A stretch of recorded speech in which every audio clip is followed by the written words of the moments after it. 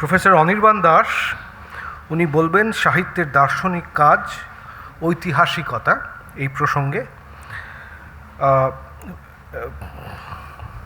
Professor Anirban Das is a professor in cultural studies at the Center for Studies in Social Sciences, Calcutta. He did his graduation in medicine, MBBS, and shifted to a broad interdisciplinary field across the sciences, the humanities and the social sciences. He is an affiliated researcher and visiting fellow at the Research Institute for Cultural Inquiry of the Faculty of Humanities at the Utrecht University. The first English monograph towards the politics of the impossible, The Body in Third World Feminisms, was published in November 2010 from Anthem Press, UK. He has edited, with an introduction, a Bangla anthology of essays on deconstruction. His latest book in Bangla, Shorir Niti Kotha, won the Sudhir Chakraborty Sriti Puroskar in 2023. প্রথমে তাহলে অনির্বাণ দাকে অনুরোধ করি। প্রথমেই মিরুজিনের সমস্ত টিমকে, যার মধ্যে আমিও আছি, আমাদের সবাইকে অভিনন্দন জানাচ্ছি এবং ধন্যবাদ জানাচ্ছি। আর গোয়েথে ইনস্টিটিউট, ম্যাক্স মুলার ভবন, ওনাদেরও ধন্যবাদ জানাচ্ছি এইখানে একটা আমাদের কথাবার্তার সুযোগ করার জন্যে। আর মিরুজিন এই বক্তৃতামালার একদম শুরুতে বলার সুযোগ পেয়েছি, এটাও একটা বড় ব্যাপার। আর বেশি কিছু বলছি না, এমনিতেই আমার দুর্নাম আছে দুরূহ বলার জন্যে। কয়েকজন ইতিমধ্যেই বলেছেন, আশঙ্কা প্রকাশ করেছেন, তা সেটা হয়তো তার মর্যাদা আমি রাখতে পারবো, এটা আমার ধারণা। তা খানিকটা তাও যেটা নিয়ে বলবো ভেবেছি, এটা আমি তো নাম দিয়েছি সাহিত্যের দার্শনিক কাজ ঐতিহাসিকতা। একটু বলে রাখি, মূলত আমি কথা বলবো রণজিৎ গুহর শেষ জীবনের কাজ ধরে। ওই ইংরেজি বইটি history at the limit of world history এবং বাংলায় যে অনেকগুলো লেখা উনি লিখেছেন, মূলত সেই লেখাগুলো ধরে বলবো। প্রসঙ্গত কিছু অন্য কথাও আসবে এবং বোঝাই যাচ্ছে কথাটা মূলত হবে সাহিত্য আর ইতিহাসের আন্তঃসম্পর্ক নিয়ে। সাহিত্য আর ইতিহাস, এর মধ্যে কিছুটা কথা আসবে এই সাহিত্যের দার্শনিক কাজ, এই কথাটা বলেছি, সেটা নিয়েও।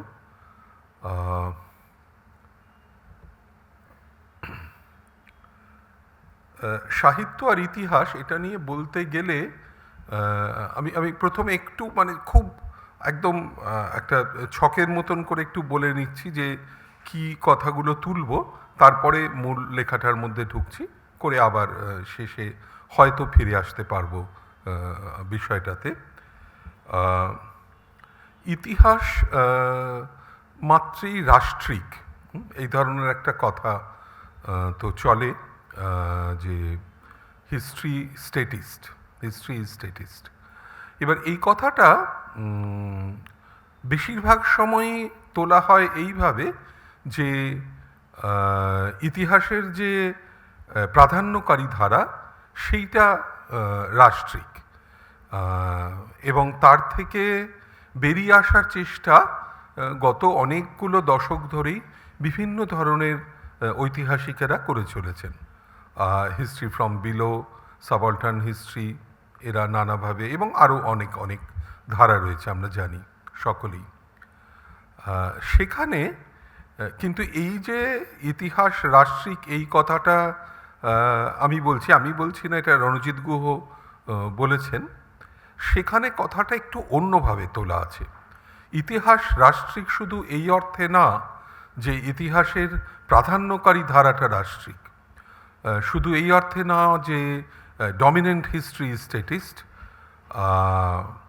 এই অর্থে যে ইতিহাসের যে জ্ঞানতাত্ত্বিক কাঠামো, সেই কাঠামোর সঙ্গেই জড়িয়ে আছে, একান্ত সম্পৃক্ত হয়ে আছে আধুনিক রাষ্ট্রের নির্মাণ।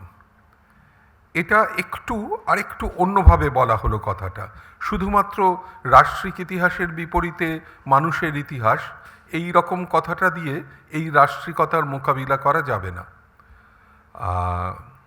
এই কথাটা একটু ভেবে নিয়ে আমরা এই আলোচনাটা ঢুকব। রাজারাজড়ার ইতিহাস শুধু এই অর্থে নয়, বিদ্যা হিসেবে, জ্ঞান হিসেবে ইতিহাসের কাঠামো, তার প্রকাশের ভাষা, আখ্যানের চলন, এসবই সম্পৃক্ত হয়ে আছে আধুনিক রাষ্ট্র গঠনের সঙ্গে। এই অর্থে আধুনিক ইতিহাসের ভূমি, তার প্রমাণ যে অভিজ্ঞতার উপর, সেই অভিজ্ঞতার গঠনও রাষ্ট্রের গঠনের সঙ্গে ওতপ্রোত। যে অভিজ্ঞতাকে ধরে নেওয়া হয়, যার ভিত্তিতে ইতিহাস রচিত হবে, সেই অভিজ্ঞতা কোনো একভাবে আধুনিক রাষ্ট্রের গড়ে ওঠার সঙ্গে ওতপ্রোত। এই কথাটা খেয়াল করে নেবার। এবং একটু খেয়াল করলে দেখব যে যারা ইতিহাসের দর্শন নিয়ে কথা বলেছেন, তার মধ্যে কোসেলেকের কথা আসতে পারে, ইদানিংকালে রনসিয়েরও ইতিহাসের দর্শন নিয়ে বলেছেন। এর মধ্যে এরা কিন্তু এই কথাগুলো তুলে দিয়েছেন, মানে এটা একেবারেই নতুন কিছু বলছি না, যে আধুনিক রাষ্ট্র নির্মাণের সঙ্গে আধুনিক ইতিহাস নির্মাণের একটা গভীর যোগ, একদম কাঠামোগত যোগ, এই কথাটা। তাহলে যখন ইতিহাস আর সাহিত্যের কথাটা একসঙ্গে আনছি, তাহলে কি আমি বলতে চাইছি এই সাহিত্য রাষ্ট্রিকতার বাইরে? এ কথাটা উঠে পড়তে পারে। বা বাইরে বললে কি অর্থে বাইরে বলা যায়, এবং কি অর্থেই বা সে বাইরে নয়? কারণ সাহিত্যের গড়ন, বিশেষ করে আধুনিক সাহিত্যের নির্মাণ, সেও তো আধুনিকতা, আধুনিক রাষ্ট্র এর সঙ্গে অঙ্গাঙ্গিভাবে যুক্ত। কাজেই মানে সাহিত্য মানে স্ট্যাটিস্ট, আর ইতিহাস মানে স্ট্যাটিস্ট, আর সাহিত্য মানে তার বাইরে বেরিয়ে যাওয়ার একটা প্রবণতা বা একটা সুযোগ রয়েছে, এটা অত সহজে বলা সম্ভব না। এইটা প্রথম খেয়াল করে নিই। অথচ একটু এই ধরনের একটা কথাই রণজিৎ গুহ তুলেছেন। হ্যাঁ, কি অর্থে তুলেছেন, কোন যুক্তিতে তুলেছেন, সেই যুক্তিটা সত্যিই কতটা যুক্তিসহ, এই কথাটা আমি একটু বুঝতে চাইব আজকের এই বক্তব্যের ভিতরে। এবং ওই আবার রণজিৎ গুহর কথা উল্লেখ করে দুটো শব্দে দুটো ব্যাপারের কথা উনি বলছেন। একটা হচ্ছে সাহিত্যের সঙ্গে জড়িয়ে থাকা এক ধরনের স্পন্টেনিটির ধারণা, এক ধরনের স্বতঃসারিতার ধারণা, এবং আরেকটা হচ্ছে একটা এখানটাতে একটুখানি জটিল হয়ে যায় ব্যাপারটা, একটা পৌরাণিকতার ধারণা। এই দুটো কথা আবার এই রণজিৎ গুহর এই পরের লেখাগুলোতে খুব বারবার করে ফিরে আসে। সেগুলোও ঠিক কী অর্থে, এইখানটা বারবার আমরা একটু বুঝতে চাইব যে এই শব্দগুলো কিন্তু একেবারে সাধারণ যে অর্থে আমরা বুঝি, ঠিক সেই অর্থে বলা নেই রণজিৎ গুহর এই শেষের লেখাগুলোতে। এবং হয়তো আমরা যদি একটু ওই সাহিত্যের দার্শনিক কাজ, ঐতিহাসিকতার নিরিখে বুঝতে চাই, তাহলে হয়তো সত্যি সাহিত্য, দর্শন, ইতিহাস এই সবগুলো শব্দকেই একটু অন্যভাবে ভাবতে হবে। ঠিক যেভাবে তারা নির্মিত হয়ে আছে, ঠিক পুরো সেই নির্মাণটার ভিতরে থেকে গেলে হয়তো হবে না। এই জিনিসটা আমি একটু তুলতে চাইব যতটুকু সম্ভব। এবং সেখানে তাহলে দেখব যে পৌরাণিকতার কথাটা এলো, সেই পৌরাণিকতাটাও হয়তো যেরকম পুরাণ বলতে এবং পুরো পৌরাণিকতা বলতে যে ব্যাপারটা আমরা বুঝি, তার থেকে কিছুটা আলাদা। হ্যাঁ, সেখানে মানে এরকম কথাটা হতে পারে যে পৌরাণিকতা কি শুধু একরকম লোক শিকড়ের সঙ্গে যুক্ত, লোক শিকড়ের সঙ্গে বাঁধা এক ধরনের আখ্যান, নাকি পুরাণের ভিতরে নিহিত আবার আমি রণজিৎ গুহ থেকেই এই কথাগুলো বলছি, আর একটু বিস্তারে বলবো এরপরে। পুনঃ পুনঃ উচ্চারণের অন্তর্ভেদ, যে পৌরাণিকতার মধ্যে নিহিত আছে বারবার বলা, যেন একই গল্প বারবার বলা হচ্ছে, একই গল্প নানা রকম মানুষের মধ্যে বারবার বলা হচ্ছে, নানা রকম শ্রোতাদের কাছে বারবার বলা হচ্ছে। এই বারবার বলার মধ্যে দিয়ে এক ধরনের ভিন্নতা ভেতর থেকে তৈরি হয়ে যাচ্ছে, যেটা হয়তো আধুনিক ইতিহাসের যে একটা কি বলবো, একটা অথরিটি, হ্যাঁ, সেইটাকে কোনোভাবে প্রশ্নের মুখে ফেলতে পারে। হ্যাঁ, এই পৌনঃপুনিকতার মধ্যে দিয়ে যে ভেদ তৈরি হয়ে যাচ্ছে, এই ভেদের ভিতরে জন্ম নিতে থাকা নতুনত্ব, দূরত্ব, মধ্যবর্তিতা, উদ্ভাবন, এবং এইখানেই আবার সাহিত্যের সঙ্গে তার একটা যোগ তৈরি হচ্ছে কোনোভাবে। আরেকটা জিনিস খেয়াল করিনি একদম শুরুতে, যে একটু সাবধান হওয়া দরকার, যে ইতিহাসের তথ্যমূল সত্যকে নস্যাৎ করে তাহলে কি শুধু পুরাণ, গল্প ইত্যাদি এর কথাটা বলছি? এটা তো মানে বিশেষ করে আজকের পৃথিবীতে, আজকের ভারতবর্ষে একটা ভয়ঙ্কর বিপজ্জনক ব্যাপার হয়ে যাবে। তাহলে সেইটা বলতে চাই না, অথচ ইতিহাসের যে এক ধরনের অথরিটি, তাকে প্রশ্ন করতে চাই এক ধরনের ঐতিহাসিকতা, যেটা একদম লেখার শেষে গিয়ে আমরা বলবো সাহিত্য শিক্ষিত ঐতিহাসিকতা। সেই রকম একটা কিছু আমরা যদি ভাবতে চাই, সেটা কি রকম হতে পারে, এইটা বোঝার চেষ্টা করব। ইতিহাসের তথ্যমূল সত্যকে নস্যাৎ করে পুরাণের বানিয়ে তোলা গল্পকে সত্যের কর্তৃত্ব, প্রভাব আর প্রামাণ্যতায় নিষিক্ত করার কথা হচ্ছে না এখানে। যেটা হতে পারে, যেটা মানে হয়তো রাষ্ট্রিক নানা রকম কাজের মধ্যে হয়ে চলেছে, যে সত্য আর পুরাণ যেন এক এইখানে, যে সত্যের যেরকম ঐতিহাসিক সত্যের যেরকম কর্তৃত্ব, যেরকম ভূমিকার কথা আমরা জানি, সেই ভূমিকা, সেই কর্তৃত্বটাই যেন দিয়ে দেওয়া হচ্ছে পৌরাণিক গল্পে। সেইটা আমরা করতে চাই না, অথচ আমরা একটা পৌরাণিকতার কথা তুলতে চাই ঐতিহাসিক সত্যের পাশাপাশি। ঐতিহাসিক সত্যের ভিতরে কাজ করে চলা কল্পনার আর মতাদর্শের ভূমিকার কথা মনে করে নিয়ে কল্পনা আর মতাদর্শকে সত্যের জায়গা দেবার কথা বলা হচ্ছে না এখানে। এটা একটু অন্যরকম একটা কথা তোলার চেষ্টা করছি। খেয়াল করি, রণজিৎ গুহ তার জীবনের শেষ বেশ কিছু বছর নিজের মনোযোগ ইতিহাস থেকে কিছুটা সরিয়ে নিবিষ্ট হয়েছিলেন সাহিত্যের তাত্ত্বিক চর্চায়। এ বিষয়ে তার কাজ নিয়ে খুব বেশি আলোচনা হয়েছে বলা যাবে না, কিছু হয়েছে, কিছু আলোচনা হয়েছে আবার যেন এগুলোকে প্রায় বাতিল করে দেবার মতন, বুড়ো বয়সে একটু সাহিত্যের দিকে ঝুঁকেছেন, এই ধরনের একটা ব্যাপার। কিন্তু সেটা যদি না করতে চাই, এ বিষয়ে, আচ্ছা, আমার এই প্রবন্ধের বিষয় প্রধানত তার এই শেষের দিকের লেখালেখি।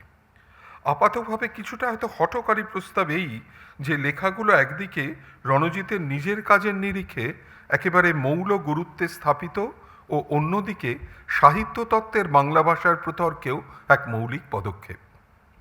নিজের আগ্রহ আর আলোচনার বিষয়কে মাত্রাধিক গুরুত্বে মণ্ডিত করা এক প্রচলিত ও প্রায় সার্বজনীন এক রোগ, এ কথা মনে রেখেও কথাটা উত্থাপন করছি। আশা করছি আমার লেখাটি এবং এখানে বক্তব্যটি এই প্রস্তাবের ভার বইতে সক্ষম হবে। এবং খেয়াল করিনি যে এই বক্তব্যটা এখানে ওই একটি ইংরেজি আর কয়েকটা বাংলা লেখা, এগুলোর মূলত এইগুলোকে ধরে আলোচনা, লেখাগুলোর বিস্তৃত বিবরণ নয়, কিন্তু যে গুরুত্বপূর্ণ উপাদানসমূহ আমাদের চিন্তাকল্পে মৌলিক কিছু চ্যালেঞ্জ ছুঁড়ে দিয়েছে, তাদের নিয়ে কয়েকটি কথা। চিন্তার কিছু সাধারণ সুতো এদের বেঁধে রেখেছে একটু আলগাভাবে। দু একটা প্রবন্ধের নিবিড় পাঠ আমাদের এই কাজটা সহায়তা করতে পারে বলে আমার বিশ্বাস। আলোচনার শুরুতে রণজিতের নিজের রচনায় পরিচিত কয়েকটি উপাদানের সাপেক্ষে স্থাপন করতে চাইছি তার এই পর্যায়ের কাজকে। এবং ওই প্রথম কথাটা কি? প্রথম কথাটা ওই যে ইতিহাস হলো রাষ্ট্রিক, এক ধরনের বিদ্যায়তনিক ইতিহাস, তার মধ্যে একটা রাষ্ট্রিকতা আছে, একটা স্টেটিজম আছে। এই অর্থে নয় যে সে শুধু রাষ্ট্রের কথা লেখে, সেরকম ইতিহাসের নানান সমালোচনা হয়েছে। রণজিৎ গুহ যে রাষ্ট্রিকতার কথা বলছেন সেটা আরও ভিতরকার ব্যাপার, ইউরোপীয় বিদ্যাচর্চার ইতিহাস চিন্তায় কাজ করে চলা এক নিহিত দার্শনিক প্রত্যয়। বইতে এর আলোচনা করেছেন মূলত হেগেলের ইতিহাস দর্শন ভিত্তি করে, এবং হেগেলের ইতিহাস দর্শন নিয়েও প্রচুর আলোচনা হয়েছে। এরকম না যে রণজিৎ গুহ এই প্রথম করলেন, আমরা সবাই জানি বহু আলোচনা হয়েছে। তিনি তার ওই একটা দিক ধরে তার কথাটা তুলছেন।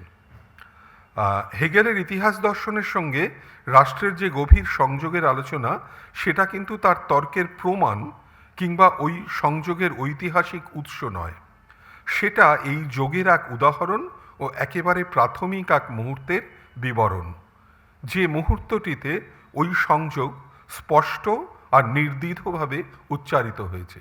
মানে এরকম না যে উনি বলছেন যে এই দেখে এই প্রমাণ করে দিলাম, হেগেলে এরকম আছে ইতিহাসের সঙ্গে রাষ্ট্রের যোগ, কাজেই ইতিহাসের সঙ্গে রাষ্ট্রের যোগ আছে, এটা উনি বলছেন না। উনি যেটা বলছেন যে এই একটা মুহূর্ত যখন ইতিহাস আর রাষ্ট্রের যোগ দর্শনের ক্ষেত্রে খুব স্পষ্টভাবে উচ্চারিত হলো, সেই জন্য উনি ওই আলোচনাটা করছেন। পশ্চিমী ইতিহাস চিন্তার এই বিদ্যায়তনিক ঘরানায় রণজিৎ মনে করিয়ে দিচ্ছেন ইতিহাস লেখার সঙ্গে গদ্যের আধুনিকতার, আধুনিক রাষ্ট্রিকতার নিবিড় অন্বয়। এই গদ্য যার করায়ত্ত সেই বিশ্ব ইতিহাসের বাসিন্দা, বিশ্ব ইতিহাস অতিবাহনের, বিশ্ব ইতিহাস রচনার অধিকারী। গদ্যপূর্ব কবিতা জগতের অধিবাসীরা যেন এর বাইরে। বহিষ্কারের যুক্তির ক্রমিক শৃঙ্খলে বাঁধা আছে গদ্যভুবন, রাষ্ট্র আর ইতিহাস, যে ইতিহাস সর্বদাই বিশ্ব ইতিহাস।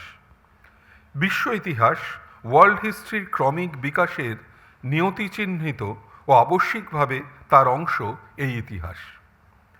এই মতে ইতিহাসের সীমা মাপা আছে আধুনিক রাষ্ট্রের আয়ত্তির সীমানা চিহ্নে।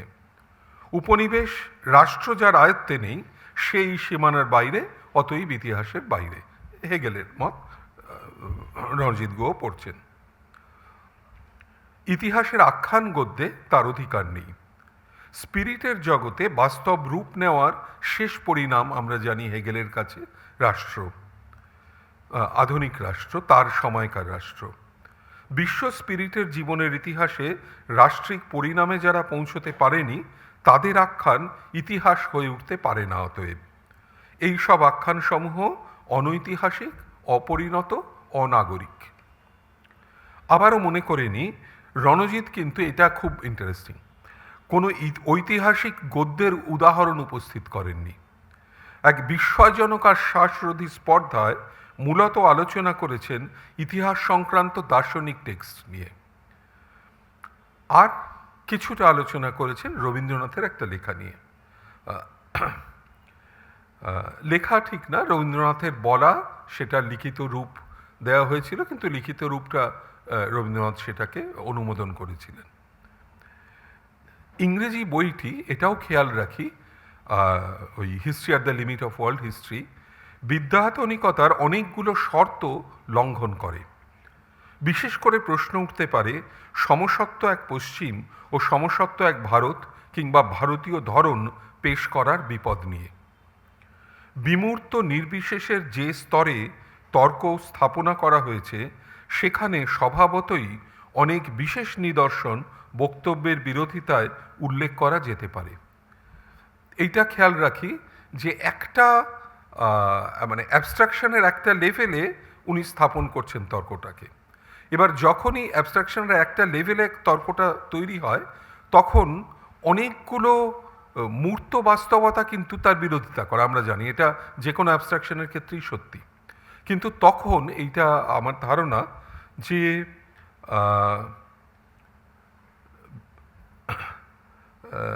তর্কযুক্তির সঙ্গত উপস্থাপনা দাবি করবে ব্যতিক্রমী উদাহরণের সঙ্গে নিবিড় নিযুক্তি। যে যেগুলো ব্যতিক্রমী উদাহরণ সেগুলো কেন অন্য একটা রেজিস্টারে গিয়ে ব্যতিক্রমী থাকছে না সেটা বুঝিয়ে বলতে হবে। সেটা কিন্তু এই বইটাতে করা নেই, এটা বলে দেওয়া ভালো। হ্যাঁ, কিন্তু আমি তাও এটা ধরে আলোচনা করছি এই কারণে না যে এটা একদম যা বলেছে ঠিক বলেছে, ভীষণ ধরে ধরে তর্কগুলো সাজানো আছে। এই কারণে আমি এক্ষুনি আশা করি খানিকটা বলতে পারবো যে কতগুলো খুব গুরুত্বপূর্ণ কথা তোলা আছে, যে কথাগুলো আমরা আরেকটু মনোযোগ দিয়ে ভাবতে পারি হয়তো, যে কথাগুলো হয়তো বইটাতে এক্ষুনি পুরো সব একদম বুঝিয়ে বলা নেই, একদম ডিটেইলে ভালো করে প্রত্যেকটা জিনিস প্রতিষ্ঠা করা নেই, কিন্তু তাও কয়েকটা কথা তোলা আছে যেগুলোর কিছু গুরুত্ব আছে, যেগুলো আমরা ভাবতে পারি এই বিশেষ করে ইতিহাস আর সাহিত্য এর যে যোগ এইটা ভাবতে গিয়ে। বইটি এবং তার পরের বাংলা লেখাগুলোতে এমন কিছু প্রসঙ্গ অবারিত হলো, উত্থাপিত হলো এমন কিছু প্রস্তাব যা সম্পূর্ণ মৌলিক চিন্তার নতুন পথ তৈরি করছে। প্রকল্পটি প্রণয়ন করা, সূত্রবদ্ধ করা আর এর সংহত উপস্থাপনই একটা বড় কাজ। এর গুরুত্ব অপরিসীম। এই প্রকল্প আমার কাছে সাহিত্য দিয়ে অন্য ইতিহাস নির্মাণের এক কাজ। সে কাজে সাহিত্যের এক ভিন্ন ধারণা তৈরিতে প্রায় রূপকের মতো কাজ করেছে ওই ভারতীয় সাহিত্য ভাবনার বয়ান। মানে এখানে আমি একটু ভাবতে চাইছি যে যেটাকে উনি ওই একটা ভারতীয় ধরন বলে পেশ করছেন, সেটাকে যদি সত্যিই ভারতীয় ধরন ভাবি তাহলে দেখব ওরকম কোনো একটা ভারতীয় ধরন হয় না, এটা বুঝে নেওয়ার আছে। কিন্তু আমি এটাকে ভাবতে চাইছি যে ওই আধুনিক ইতিহাস আখ্যানের চর্চার যে ধরন, তার বাইরে অন্য একটা ধরন বোঝার জন্যে এটা একটা মেটাফর, হ্যাঁ, যেটাকে উনি ভারতীয় ধরন এই আখ্যায় বলছেন কথাটা। সেইভাবে আমি নিতে চাইছি এখানে তর্কটাকে। কেন সাহিত্য?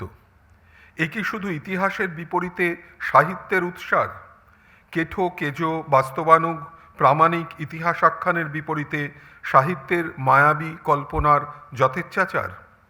সাহিত্য থেকে ইতিহাসকে শিখতে বলবেন যে সৃষ্টিপরতা, ক্রিয়েটিভিটি, এই শব্দটা ব্যবহার করছেন, তা কি শুধুই ইউরোপীয় আধুনিকতার ব্যক্তিমূল সৃষ্টিসুখ?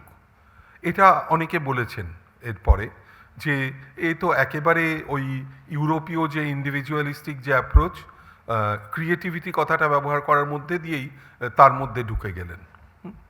কিন্তু এখানেও রঞ্জিত গুহ নিজেও এটা খুব পরিষ্কার ওটা বুঝিয়ে বলছেন যে উনি ওই অর্থে বলছেন না কথাটা, কিন্তু এক ধরনের একটা ওই সৃষ্টিপরতা ইতিহাস তৈরি, ইতিহাস আখ্যান তৈরির মধ্যে আছে এবং তাকে বুঝে তার সঙ্গে কাজ করে চলার প্রয়োজন আছে, এই কথাটা তুলতে চাইছেন। যা আগে ঘটে গেছে, আগে যা ছিল, সেই অধুনা অনুপস্থিত ঘটনা আর সত্তাকে আজকের কল্পনা দিয়ে ছোঁবো কী করে? এ তো অপরের সঙ্গে এক সংযোগ, অপরের সঙ্গে এক বোঝাপড়া। ইতিহাসের পশ্চিমী বয়ান যেভাবে এ কাজ সম্পন্ন করে তার সঙ্গে পৌরাণিক মধ্যস্থতার ভেদ আছে। পুরাণ যে অর্থে ইতিহাস, সে অর্থের ভিতরে সাহিত্যের কাজ নিহিত থাকে। রণজিৎ শিখতে চাইছেন এই কাজ থেকে। এখানে খেয়াল করি রমিলা থাপার বা আরও অনেকেরই ওই ইতিহাস পুরাণ ট্র্যাডিশন এই কথাটা রয়েছে, যার মধ্যে দিয়ে তারা একভাবে যেন ভারতীয় চিন্তার মধ্যে ইতিহাস চিন্তার একটা ঘরানা খোঁজ করেছেন। এটা কিন্তু ঠিক সেই পৌরাণিকতার কথাও বলা হচ্ছে না, কারণ ওখানে একটু খেয়াল করলে দেখব শুধু ওইটুকু নয়, কিন্তু ঝোঁকটা হচ্ছে পুরাণের আখ্যানগুলোর থেকে ইতিহাসের সত্যকে ছেঁকে বের করা, যে কিভাবে ওই পৌরাণিক যে জেনিয়ালজি রয়েছে তার মধ্যে থেকে এক ধরনের ঐতিহাসিক সত্যটাকে বের করে আনা যায়, হ্যাঁ, তার একটা ঝোঁক। এখানে ঠিক সেই কথাটা বলা হচ্ছে না। ইতিহাস পুরাণ ট্র্যাডিশন এখানে তার সাহিত্যিকতার সঙ্গে যুক্ত করে বলা হচ্ছে, এবং সাহিত্যিকতা বলতে কি সেটাও আবার আমি আসছি। এবং আরেকটাও খেয়াল করি এক্ষেত্রে মানে ওই বিখ্যাত প্রথমার যে লেখাটা আছে প্রথমা বন্দ্যোপাধ্যায়ের ইতিহাসে কল্পনার কাজ নিয়ে তার সঙ্গেও একটা যোগ কিন্তু আমরা ভাবতে পারি হয়তো এখানে যেখানে বিশেষ করে প্রথমার লেখাটাতে ওই কথাগুলোর একটা আন্দাজ ছিল যে ওই শুধু কল্পনা বলতে শুধু ইউরোপীয় ব্যক্তিমূল কল্পনা নয়, বিশেষ করে 19 শতকের শেষ 20 শতকের শুরুর বাংলা ভাষায় যে আলোচনাগুলো হচ্ছে, ইতিহাস আলোচনা হচ্ছে, সেখানে কল্পনা বলতে তার মধ্যে রস এই কথাটার উপস্থিতি, তার মধ্যে দিয়ে এক ধরনের সামূহিকতার বোধ, যেটার কথা প্রথমা ওখানটা তুলেছিলেন। তা সেইটা আবার বলছি, রণজিৎ গুহ যে কথাটা তুলছেন এটাও ঠিক ওই কথাটা নয়, কিন্তু তার সঙ্গে একটা যোগ, তার সঙ্গে একটা মিল এখানটায় রয়েছে যে ওই সাহিত্যেও লিটারেচার, আবার ওইটা একটা আরেকটা বড় তর্ক, সাহিত্য লিটারেচারের মধ্যেকার তফাৎ, এবং তফাৎ মানে আবার একেবারে মানে জলচল হবে না এরকম কোনো ভাগ নয়, যার মধ্যে একটা আরেকটার মধ্যে ঢুকে গিয়ে চিন্তা তৈরি হচ্ছে, সেগুলোও ভাবার। কিন্তু শুধু সেটা নয়,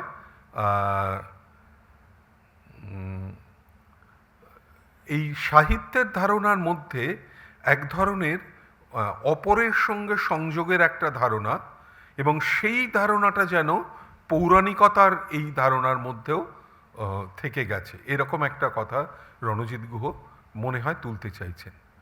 সেইখানে ইতিহাসের গদ্যের সঙ্গে, ইতিহাসের আখ্যানের সঙ্গে একটা তফাৎ করার চেষ্টা করছেন।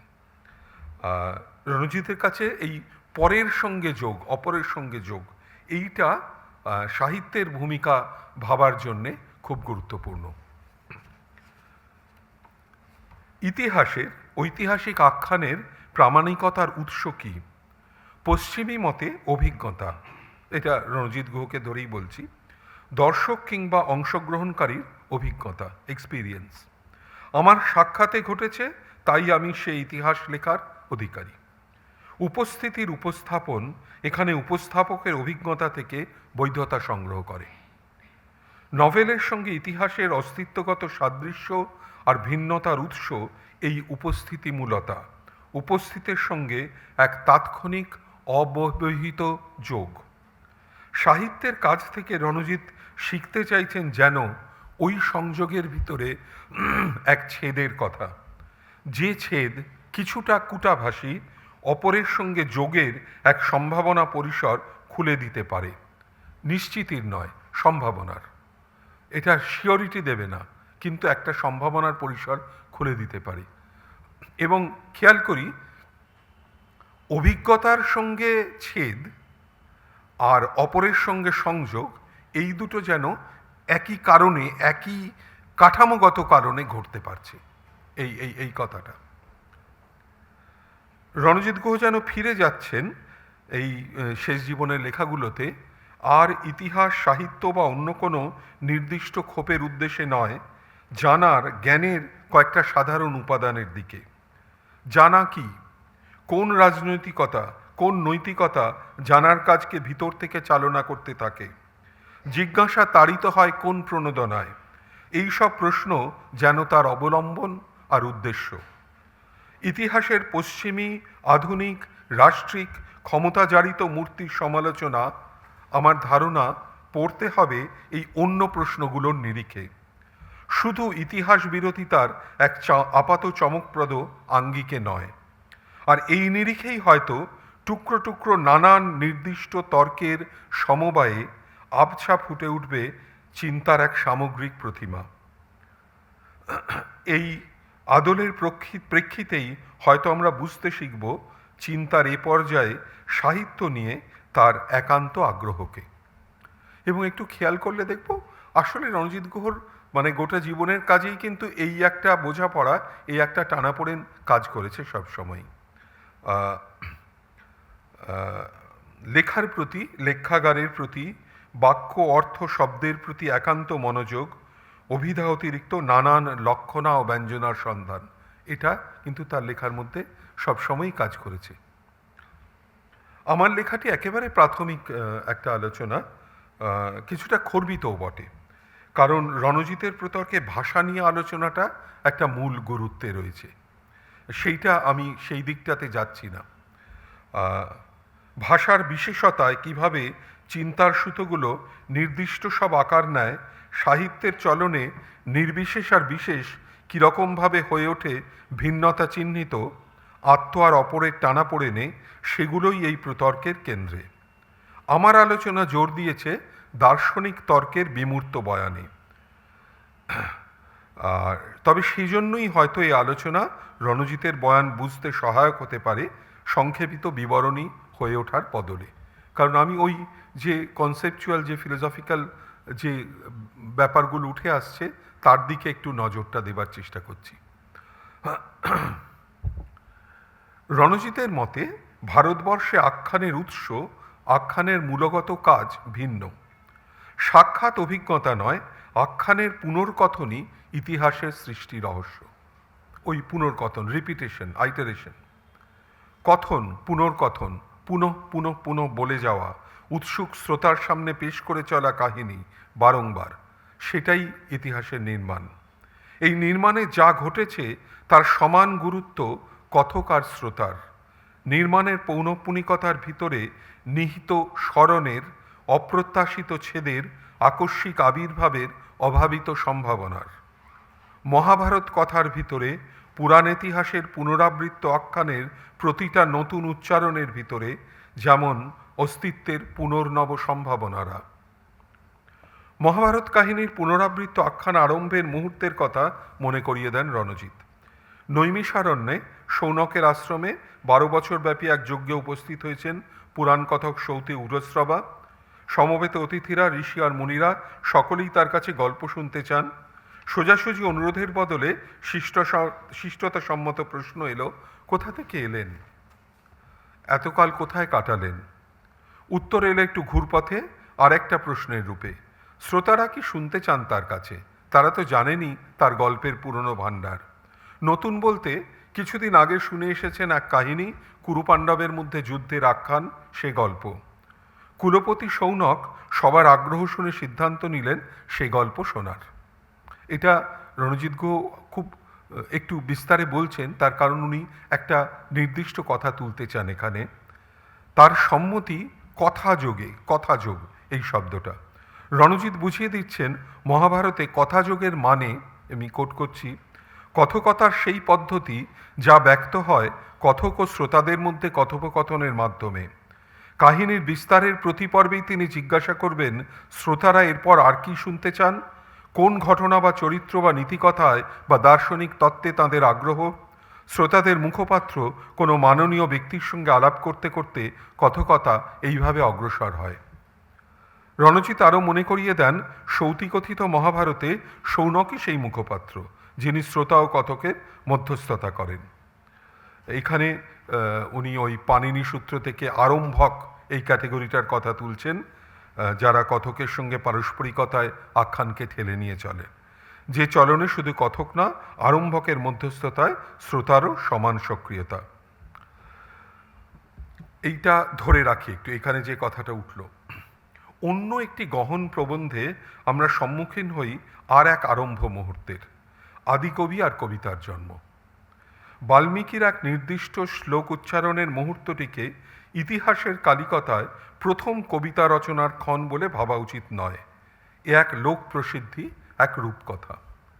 এইটা রণজিৎ গুহ প্রথমে বলে নিচ্ছেন।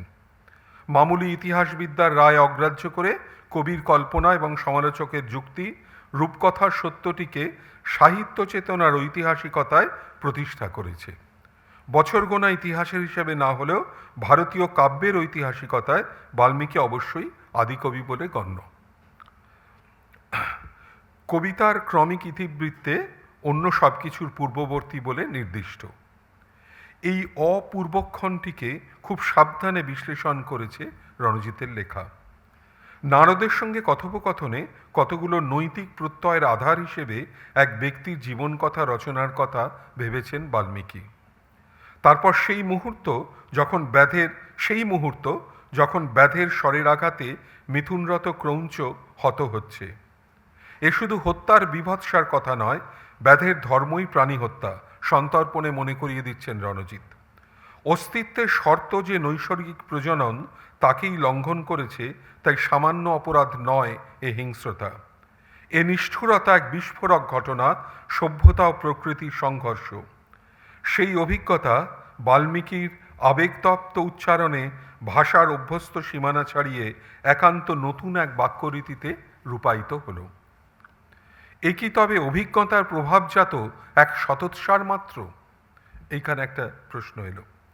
উচ্চারণ মাত্রেই বাল্মীকি অনুভব করলেন এর নতুনত্ব, বিস্মিত জিজ্ঞাসায় আবিষ্ট হলেন, এ কি আমি বললাম? কোট, প্রত্যক্ষের হিংস্রতা ও আবেগের বিস্ফোরণে যে কবিত্বের আরম্ভ, তা এখানে স্পষ্টতই বিবর্তিত হচ্ছে জিজ্ঞাসায়। একটা খুব গুরুত্বপূর্ণ কথা রণজিৎ তুলছেন। ওই সাহিত্যের সতৎসার তার ভেতরে একটা জিজ্ঞাসার সন্ধান করছেন, তার ভেতরে একটা যেন মানে আত্মবীক্ষণ, একটা রিফ্লেক্সিভিটির সন্ধান করছেন। এই জিজ্ঞাসা, জ্ঞান, কবিতার কিংবা সাহিত্যের জন্মসঙ্গী, যেমন ওই সন্দেহ আর আত্মজিজ্ঞাসা, এক দূরত্বের দ্যোতক, প্রত্যক্ষের অব্যবহিতা থেকে একটু তফাতের পরিণাম। ঋষির উত্তর, কোট, এই চতুষ্পাদবদ্ধ প্রতিপাদে সমানাক্ষর ও বিনালয় সমন্বিত বাক্য শোক সময় আমার মুখ হইতে নির্গত হইয়াছে, অতএব ইহা শ্লোকই হোক, আনকোট।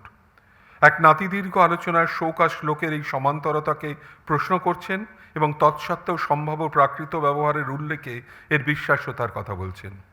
আরও চিত্তাকর্ষক, বাল্মীকির জিজ্ঞাসার শব্দ ব্যবহার অনুসরণ করে তুলে আনছেন নিহিত বিস্ময়ের উপাদান। এখানে আবার রণজিৎ থেকে বলছি, আমি এটা কি বলে ফেললাম না বলে তার বদলে বলা হচ্ছে, আমাকে দিয়ে এটা কি বলানো হলো? কেন এই সংকোচ? নিজেরই উক্তি থেকে নিজেকে সরিয়ে রাখার তাৎপর্য কি? এমনও হতে পারে যে কিম এখানে বিস্ময় সূচক, আনকোট। বিস্ময়ের কথা ইংরেজি বইটিতে বিশদে আলোচিত হয়েছে ইংরেজি ওয়ান্ডার আর রসতত্ত্বের অদ্ভুত রসের প্রেক্ষিতে।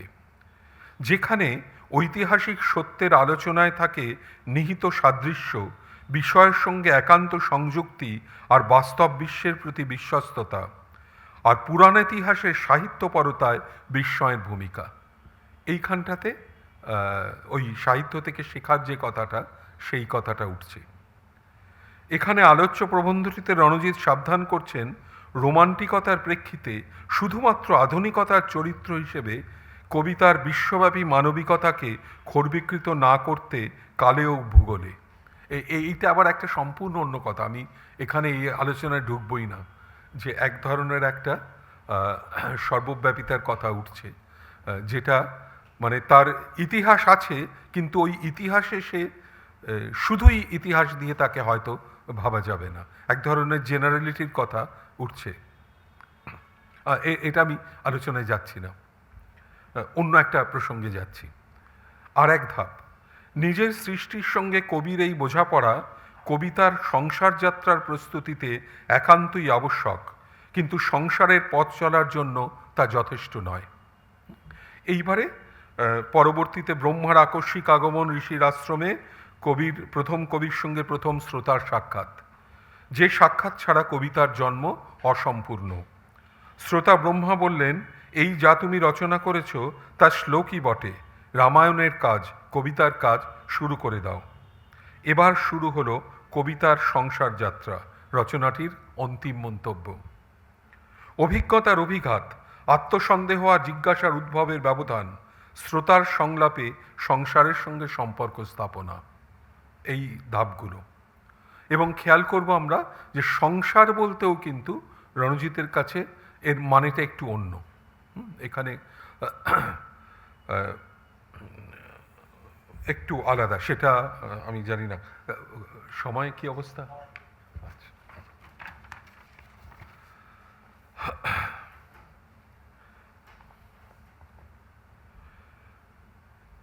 আমি আবার একটা কোড দিয়েই ওই সংসার বলতে কি বোঝাচ্ছেন এটা বলার চেষ্টা করছি।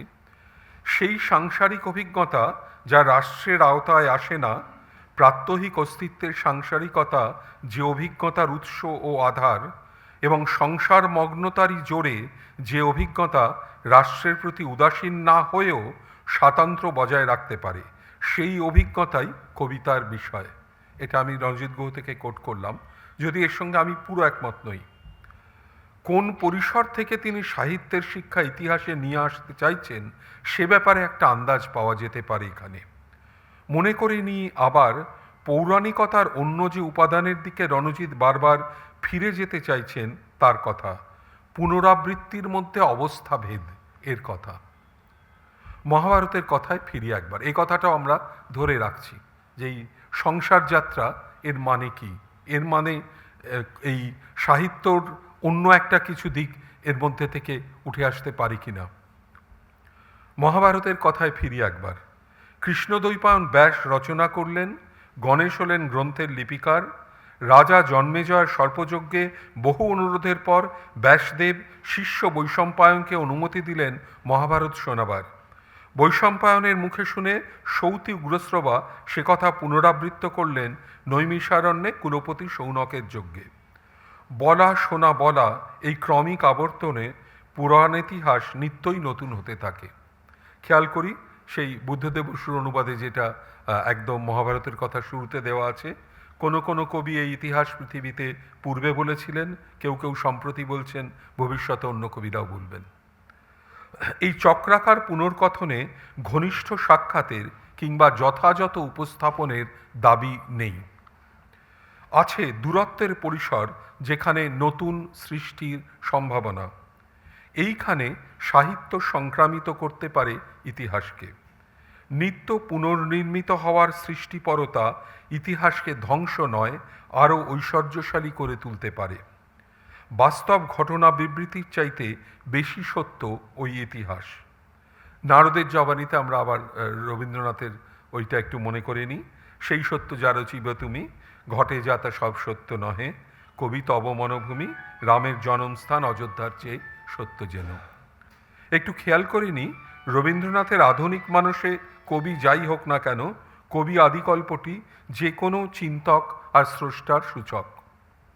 সাহিত্যের এইসব বৈশিষ্ট্য রণজিতের অনুসরণে অথচ একটু ভিন্নভাবে ভাবতে পারি ইতিহাসের গঠনে হয়তো সঞ্চার করতে পারে অভিজ্ঞতার ঘনিষ্ঠ সাক্ষ্যের বদলে দূর থেকে বারবার বদলে যেতে দেখা আখ্যানের পুনঃসৃষ্টির প্রতি তার ভিতর থেকে জন্ম নেওয়া বিস্ময়। ফিরে আসি আমাদের শুরুর তর্কে, ইতিহাস কি অর্থে রাষ্ট্রিক?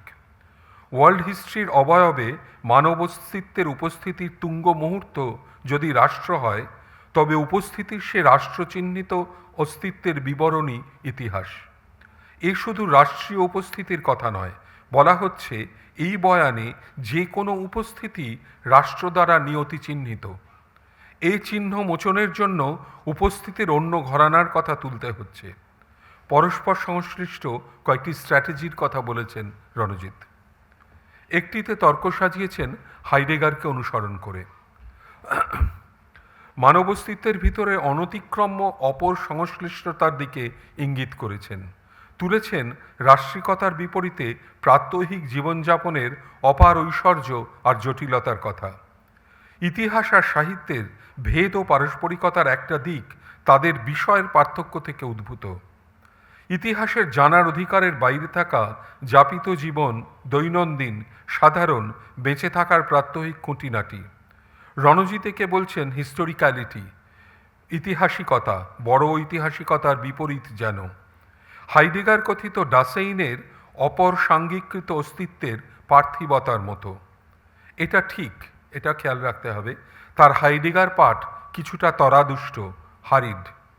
হাইডেগারের অপর সংলগ্নতা ঠিক প্রাত্যহিকতা নয়। আর দৈনন্দিনের ভিতরেও রাষ্ট্রের প্রকোপ স্বতঃসিদ্ধভাবে ন্যূন নয়, এটা খেয়াল রাখা দরকার। তবে রণজিতের সাংসারিকতা আবার ঠিক দৈনন্দিনতাও নয়, এটাও খেয়াল রাখা দরকার। বিশেষত যখন সাহিত্যের কাজের নিরিখে তার কথা বলা হচ্ছে। এ এক ব্যক্ত পার্থিবতা, একটু পরে আমরা দেখব, ওয়ার্ল্ড স্পিরিটের যেন বা একান্ত বিমূর্ত অপার্থিব চলনের বিপরীতে অপরলগ্ন মূর্ত হতে থাকা। অর্থঘন রসঘন একটি ক্ষুদ্র লেখায়, যার নাম ফিরে এলাম, সাহিত্যের বৈশিষ্ট্য আর কাজ সম্বন্ধে ভাবনাটি এক চোখ ধাঁধানো সারল্যে অবয়ব পেয়েছে। এর শেষ বাক্যটি উদ্ধৃত করছি, কোট, এক কথায় আমরা কেবল বলতে চাইছি যে নেহাত বেঁচে থাকার সমস্যা হিসেবেই কবিত্বের আলোচনা প্রতিষ্ঠিত হওয়া উচিত এবং হওয়া সম্ভব সহৃদয় পাঠকের চিন্তাভাবনায় তাদের উদ্বুদ্ধ জাগ্রত তত্ত্বজ্ঞানে, আনকোট। এ বাক্য এক প্রহেলিকা রূপে প্রতিভাত হতে পারে অনায়াসে। তত্ত্ব এবং সাহিত্য সম্বন্ধে প্রচলিত ধারণায় নেহাত বেঁচে থাকার সমস্যা হিসেবেই কবিত্বের আলোচনা অস্বাভাবিক, এবং যদিও বা তা সম্ভব হয়, সে ধরনের আলোচনায় জাগ্রত তত্ত্বজ্ঞানের প্রয়োজন একান্ত স্ববিরোধী। এই উক্তির যুক্তিপটটি প্রায় অবিশ্বাস্য স্বচ্ছতা নিয়ে পেশ করেছেন রণজিৎ। বাংলায় সমালোচনা সাহিত্য তার মতে এক সনাতনপন্থী আদিকল্পের ভিতরে কাজ করে চলেছে, যেখানে যতই সমালোচনা লেখা হচ্ছে ততই পশ্চাৎমুখী চিন্তার জটও বাড়ছে। এর বিপরীতে প্রথাগত চিন্তার জট ছাড়িয়ে যদি কাজ করতে চায় সহৃদয় পাঠক সমাজ, তবে কোট আনকোট তাত্ত্বিকতাই সে হাতিয়ার, যা পারে আপদটা একেবারে আমূল উপড়ে ফেলে দিতে। সমস্যা হলো, তাত্ত্বিকতার বিরোধী মনোভাব কাজ করে কতকগুলি অসার সাবেকি তত্ত্বের মাধ্যমে, ইডিওলজি রূপে। এর বিরোধিতা করার কাজ একেবারে অসম্ভব ঠেকে এক ইডিওলজিরই প্রভাবে, যা বলে চলতি আদিকল্পই তত্ত্বের একমাত্র উৎস এবং উচ্চশিক্ষা ও বিশেষজ্ঞ বিদ্যায়তনগুলির বাইরে তাত্ত্বিকতার জায়গা নেই। আন্তোনিও গ্রামসির কমন সেন্সকে মনে করিয়ে রণজিৎ ঘোষণা করেন, কোট আবার, তাত্ত্বিকতা ছাড়া মানুষের এক পা চলার উপায় নেই সংসারের পথে। তাত্ত্বিকতা মনুষ্যত্বেরই ধর্ম, আনকোট। সংসার কথাটি, আবার আমরা সংসারে ফিরি, মনে থাকতে পারে প্রাত্যহিক জীবনের এক বিস্তীর্ণ পার্থিবতার অনুষঙ্গবাহী তার কাছে। দৈনন্দিনের কথাবার্তায়, কাজে, অন্যদের, অপরদের এক নীতিকল্প উস্কে দিয়ে বলছেন রণজিৎ, সঙ্গে আচরণে যে সর্বসম্মত ধারণা সমষ্টি সাধারণ কাণ্ডজ্ঞান হিসেবে অনাদৃত থাকে, সেই তো এক প্রতিষ্ঠান বহির্ভূত তত্ত্বজ্ঞান। চিন্তার সংকট কাটিয়ে ওঠার উপায়, কোট, ওই সাধারণ তত্ত্বজ্ঞানকেই উজ্জীবিত করে তারই সাহায্যে প্রতিষ্ঠিত আদিকল্পের বাইরে নতুন তত্ত্বের খোঁজ করা, আনকোট। সাহিত্যের ক্ষেত্রে, কোট, সহৃদয় পাঠক মাত্রই সে তত্ত্বজ্ঞানের অধিকারী, তাদেরই দায়িত্ব নতুন তত্ত্ব খোঁজা সেই গহনে সাহিত্য যেখানে তার জননী ভাষার শিকড় ছুঁয়ে আছে, আনকোট। মনে হতে পারে সাধারণ জ্ঞান আর অনাদৃত তত্ত্বজ্ঞানের এই সমীকরণ তত্ত্বের কাজটিকে তার বিশেষতা থেকে বঞ্চিত করছে। ঠিক কী অর্থে এই সমীকরণ কাজ করতে পারে লেখাটির মধ্যে তার আলোচনা নেই। একটা চিন্তাসূত্র যেখানে প্রতিষ্ঠান বহির্ভূত তাত্ত্বিক কাজের আহ্বান রয়েছে, এমনকি সাহিত্য ভাবনার ভিতর, এভাবেই এর গুরুত্বের কথা ভাবা চলে বোধ হয়। যদি না মনে পড়ে যায় অন্য এক প্রবন্ধে আদিকবির প্রথম শ্লোক উচ্চারণের মুহূর্তটিকে কেটে ছিঁড়ে ভেঙে ভেঙে প্রতিটি টুকরোকে বিশ্লেষণ বিশ্লেষণ বিশ্লেষণ করে রণজিৎ ঘোষণা করেছিলেন, কোট, জ্ঞান এসে কবিতার হাত ধরেছে ভূমিষ্ঠ হওয়ার মুহূর্ত থেকেই, আনকোট। একটু আগে আলোচনা করেছি রামায়ণের উদ্ভব মুহূর্তের আলোচনায় কিভাবে কবিতার জন্ম মুহূর্তেই অভিজ্ঞতার স্বতঃস্ফার অপেক্ষায় থাকে তত্ত্বজ্ঞানের মধ্যবর্তীতার, যা কাজ করে এক ছেদের দূরত্ব থেকে জিজ্ঞাসার মধ্যস্থতায়। অতএব কবিত্ব বেঁচে থাকার সমস্যা হিসেবে ভাবা চলে, আর তাত্ত্বিকতা ওই বেঁচে থাকার অপর সন্নিভ অস্তিত্বের ভিতরে প্রাত্যহিক উৎপাদিত হতে থাকতে পারে। এখানে কবিত্ব, সংসার আর তাত্ত্বিকতা তিনটি বর্গই কিছুটা অন্যভাবে কল্পিত, যেমনটা আমরা শুরুতে বলছিলাম। ভিন্ন তাত্ত্বিক পরিসরে স্থাপনের ফলে ভিতর থেকে ভিন্নতা চিহ্নিত। এই প্রবন্ধেই বলা হয়েছে তিনটে বীজ শব্দের কথা, উপচার, ঐতরিকতা, উৎক্রান্তি, রণজিতের সাহিত্য ভাবনার তিনটে মূল বাহন। এই আলোচনাটা আমি এখন ঢুকবো না, আমাদের সময় শেষ হয়ে এসেছে। শুধু একটু খেয়াল করব যে এই তিনটের মধ্যেই, যেগুলোকে রণজিৎ বলছেন উপচার, ঐতরিকতা আর উৎক্রান্তি, মনে রাখি ঐতরিকতার মধ্যে ইতর শব্দটা লুকিয়ে আছে। ইতর মানে আদার অর্থে, হ্যাঁ, ইতর মানে ডেরোগেটরি অর্থে নয়, হ্যাঁ, অপরের সঙ্গে একটা যোগ, সেই কথাটা আসছে। এবং উৎক্রান্তির মধ্যেও ওনার কথায় যে বিশ্বমানবের ধারণা অনুবাদিত হয় অভিজ্ঞতার বিশেষে। এবং খেয়াল রাখি এই পুরো আলোচনাটার মধ্যেই একরকমভাবে একটা জেনারেলিটি আর একটা সিঙ্গুলারিটি, এই দুইয়ের মধ্যে একটা টানাপোড়েন এবং একটা যোগ, এই কথাটা বারবার করে উঠছে। এবং যেটা হয়তো ওই হেগেল কথিত এবং রণজিৎ গুহ যে ইতিহাসের কথাটা আলোচনা করছেন, সেখানে ওই যে ইউনিভার্সালিটির যে প্রকোপ, সেখানে ওই সর্বজনীনতা শুধু না, সার্বভৌমিকতার যে প্রকোপ, তাকে ঠেকানোর জন্যে বিশেষতা এবং জেনারেলিটি, আমি এক্ষুনি এক ধরনের সার্বজনীনতা, তার মধ্যেকার যোগটাকে বারবার করে ভেবে নেওয়ার প্রয়োজন, এই কথাটা হয়তো তুলছেন নানা দিক থেকে। এবং সংসারের কথা আমরা আগেই আলোচনা করেছি, বিশেষ আত্মর যোগ নির্বিশেষ অপরের সঙ্গে, প্রতিদিনের পার্থিবতার সঙ্গে লগ্নতার সাংসারিকতা। আর তাত্ত্বিকতা তার কাজের প্রভাবে যে কাজ সামান্য সাধারণ, বিশেষজ্ঞতার ঘেরাটোপ পেরিয়ে অব্যবহিতের ভিতরে ছেদের অবতারণা করে। আমরা দেখছিলাম কবিতার জন্ম মুহূর্তে এক ধরনের তত্ত্বজ্ঞানের একটা ছেদ প্রয়োজন হয়ে পড়ছে, এক ধরনের রিফ্লেক্সিভিটির একটা প্রয়োজন হয়ে পড়ছে।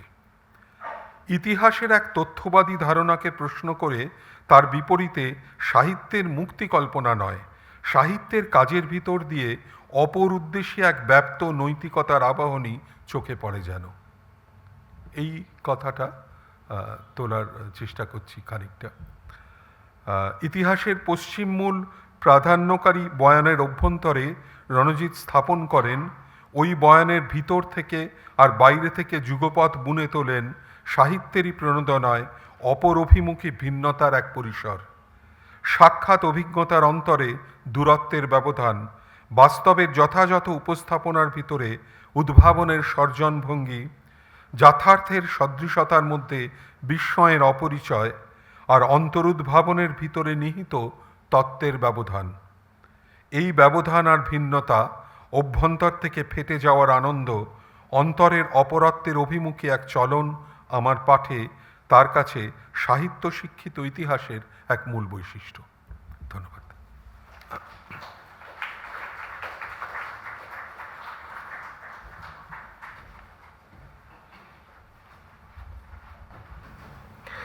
অনির্বাণদার বক্তৃতায় অনেকগুলো চিন্তার দরজা তিনি খুলে দিয়েছেন আমাদের সামনে। অনেকগুলো লেখার কথা আমার শুনতে শুনতে মনে হচ্ছিল, যেমন বঙ্কিম বলেছেন পুরাণ ইতিহাসের কথা, যেমন ভূদেবের স্বপ্নলব্ধ ভারতবর্ষের ইতিহাস, স্বপ্নের মধ্যে পাওয়া একটা ইতিহাস রচনা, অর্থাৎ সাহিত্যের ভিতর দিয়ে একটা ইতিহাস রচনার চেষ্টা। বা অক্ষয় দত্তর স্বপ্ন দর্শন তিনি লিখেছেন 2 খণ্ডে, যার মধ্যে দিয়ে একটা ইতিহাসের বয়ান তিনি তুলে ধরবার চেষ্টা করছেন ক্রমাগত, যে বয়ানের সঙ্গে ওই পশ্চিম থেকে নিয়ে আসা যে ইতিহাসের বয়ান, তার সম্পর্ক প্রায় নেই বললেই চলে। তো অনেকগুলো প্রশ্ন অধ্যাপক দাস আমাদের দিকে ছুঁড়ে দিয়েছেন, যেমন ইতিহাস মাত্রই কি রাষ্ট্রিক?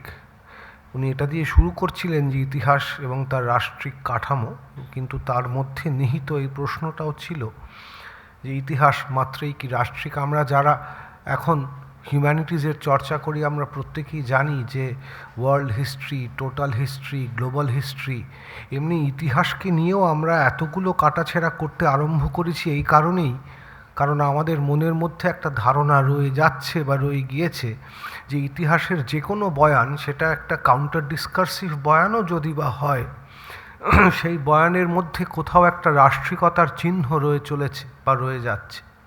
সেই কারণেই এত রকমের ইতিহাস রচনার চেষ্টা ঐতিহাসিকেরা প্রতিনিয়ত করে চলেছে। এটা একটা। আরেকটা, উনি পুরাণ লোকগাথা, তার সঙ্গে ইতিহাসের একটা সম্পর্ক, অর্থাৎ যে লোককথা লোকমুখে ছড়িয়ে বারবার পৌনঃপুনিকতার কথা উনি বলছিলেন, এই যে একটা ওরালিটি, এই যে একটা রেপিটিটিভনেস, এর ভেতর দিয়ে কি তাহলে যে ইতিহাসের বয়ানটা তৈরি হচ্ছে তাকে কি আমরা একটা বিকল্প বয়ান হিসেবে ধরে নিতে পারি? আমরা কি বলতে পারি যে না, এটাও ইতিহাস এবং এই ইতিহাস এর মধ্যে একটা মান্যতা রয়েছে?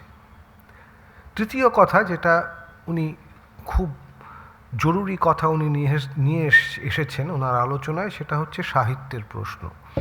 যে সাহিত্যের যে বয়ান অভিজ্ঞতালব্ধ বটে, যেমন ইতিহাসের বয়ান অভিজ্ঞতালব্ধ, তেমন সাহিত্যের বয়ানও অভিজ্ঞতালব্ধই বটে। তো সেই বয়ানটাকে কি আমরা একটা বিকল্প বয়ান হিসেবে ধরতে পারি? মানে সাহিত্যের মধ্যে যে একটা সাবজেক্টিভ প্রিন্সিপাল রয়েছে, সেটা কি আবার আমাদেরকে ওয়েস্টার্ন মডার্নিটির দিকেই নিয়ে চলে? অর্থাৎ যে প্রকল্পটা আমরা ভাঙতে চাইছি, সেই প্রকল্পটা কি আমাদের সাহিত্যই ইতিহাস এটা বলার মধ্যে দিয়ে কি আবার এক ধরনের বিকল্প ওয়েস্টার্ন মডার্নিটির বয়ান উঠে আসছে? এই প্রসঙ্গে খুব চমৎকার একটা প্যারাডক্স বা কূটাভাসের কথা উনি বলেছেন, অভিজ্ঞতার সঙ্গে ছেদ আর অপরের সঙ্গে সংযোগ, এই দুটো মিলিয়ে যে ধরনের অ্যাম্বিভ্যালেন্স তৈরি হচ্ছে সাহিত্যের মধ্যে, ওই অ্যাম্বিভ্যালেন্সের মধ্যে, ওই প্যারাডক্সটার মধ্যে থেকেই, এটা একটা খুব কঠিন কথা উনি বলেছেন, এই প্যারাডক্সটার মধ্যে থেকেই একটা ইতিহাসের বয়ান যেন আমাদের কাছে আমাদের কাছে আসছে। আমরা টের পাচ্ছি যে ওই গ্যাপটার মধ্যে, ওটার মধ্যে থেকে, ওই ফিশারটার মধ্যে থেকে এক ধরনের ন্যারেটিভ আমরা পাচ্ছি, যা দিয়ে সাহিত্যকে আমরা ইতিহাস হিসেবে কল্পনা করতে পারি। হাইডেগারের কথা এনেছেন, ডাজেইনের কথা এনেছেন, অর্থাৎ ইতিহাস রচনা অথবা ইতিহাস বোধের সম্পর্ক, তার সাথে ব্যক্তিবিশেষের সম্পর্ক, ফেনোমেনাল আর এক্সিস্টেন্সিয়াল, সেই যে ডাজেইনের সেই বিখ্যাত যুক্তি, এই টানাপোড়েনে অভিজ্ঞতার যে বয়ানটা তৈরি হলো, তাকে আমরা ইতিহাস বলবো না সাহিত্য বলবো?